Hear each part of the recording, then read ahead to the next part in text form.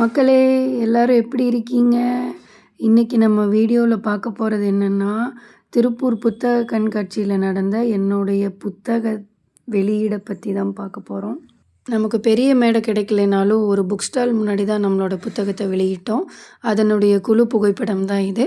இப்போ புத்தக வெளியீட பாருங்க. சுடர்மணி வந்து ஒரு கவிதை புத்தகத்தை வெளியிடுறாங்க, தயார் பண்ணியிருக்கிறாங்க. இல்லத்தரசின் இன்னொரு நாள் சார்ந்த ஒரு பெண் உங்களுடைய ஒரு கவிதை புத்தகத்தை எழுதியிருக்கிறாங்க. அவங்களாக முயற்சி எடுத்து அவங்களாகவே இந்த புத்தகத்தை ரசித்து வெளியிடுறதுக்கான முயற்சி எடுக்கும் போது நம்மளோட தொடர்பு கொண்டாங்க. இந்த மாதிரி புத்தக திருவிழாவில் வெளியிடணும், எனக்கு அந்த வாய்ப்பு கிடைக்கும். அரங்க மேடையில் பண்ண முடியாது, இருந்தாலும் இந்த மாதிரி ஒரு அரங்கத்தை நம்மளால பண்ண முடியுங்கும் போது நமக்கு இந்த வாய்ப்பு இந்த போது கேட்டாங்க. நம்ம இந்த ஏற்பாடு பண்ணிடுறோம். கவிதை புத்தகம் நான் ஒன்றும் முழுசா படிக்கல, இப்பதான் கைக்கு அவங்களுக்கும் இன்னைக்கு நேரத்தை வந்துருக்குது. அதனால வந்து புத்தகம் வந்திருக்குது. அந்த புத்தகத்தை இப்போ வெளியிடணும். இந்த வெளியீட்டு நம்முடைய முன்னாள் மாவட்ட நூலகர் வெளியிட முன்னாள் நூலக அதிகாரி பெற்றுக் கொள்வார். அந்த அடிப்படையில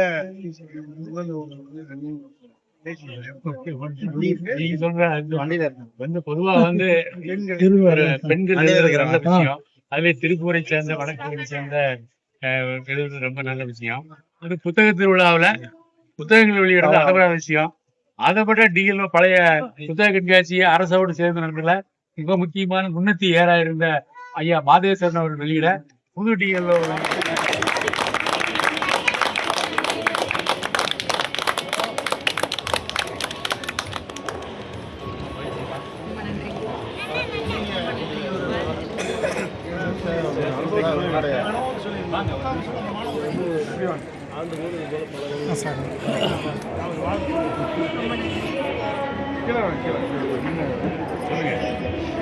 இது வந்து ஒரு மேரிடான ஒரு பொண்ணு வந்து டைரி எழுதுனா எப்படி இருக்கும், ஒரு நாளோட டே எப்படி இருக்குன்ற ஒரு கற்பனை கலந்து எழுதுனது.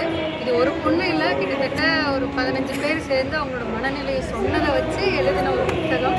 படிச்சுட்டு எப்படி இருக்குன்னு கமெண்ட் சொல்லுங்கள். ஃபோன் நம்பர் அதிலே இருக்குது. நீங்கள் படிச்சுட்டு உங்களுடைய கருத்துக்களை ஃபோன் பண்ணி சொல்லுங்கள். அடுத்தடுத்த புத்தகங்கள் அடுத்த வருஷம் இன்னும் நிறையா வெளியிடணும். வெளியீடு முடித்ததும் நாங்கள்லாம் எல்லா அரங்குகளையும் சுற்றி பார்த்துட்டு குழு புகைப்படம் எடுத்துகிட்டு கிளம்பிட்டோம். புத்தகம் வேணுங்கிறவங்க கமெண்ட்டில் சொல்லுங்கள். கண்டிப்பாக நான் உங்களுக்கு அஞ்சல் வழியில் அனுப்பி வைக்கிறேன். நன்றி.